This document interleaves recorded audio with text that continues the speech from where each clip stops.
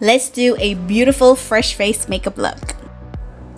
Okay, so I'm gonna begin with filling in my brows, and because this is gonna be a fresh face makeup look, I'm gonna make this look as natural as possible.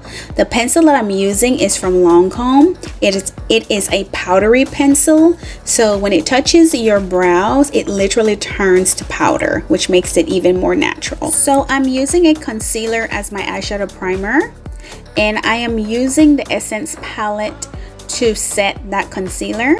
Now I'm going to move on to mascara. Now you can use whatever mascara you prefer. I'm just using the Kylie Jenner one because that's what I have. I'm blending out my Too Faced concealer. The one that I'm using is a serum based one. It's very lightweight, it's very natural, and it matches my skin perfectly. Now moving on to foundation. The foundation I'm using is the Estee Lauder Futurist foundation. It's very dewy, glowy. It's beautiful on the skin.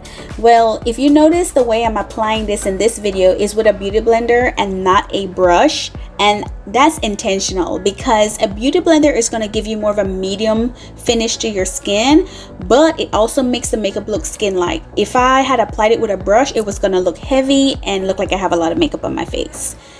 Now here I am applying a very warm tone eyeshadow from Too Faced, and after I did that, I went on and applied my blush just on the very apples of my cheeks, and I like to drag it up to my temples. So I'm liking how everything is looking at this moment, so I'm just gonna apply some final touches. Here I'm adding my Fenty lip oil, and then I go in with a gold pencil. And then you set everything with a hydrating setting spray for a final glow to your skin. That's it, guys. That's how I achieved this beautiful fresh face makeup. If you like this video, give it a thumbs up. If you haven't yet, go ahead and hit that subscribe button so you don't miss out on any of the videos that I share. Thank you guys for watching.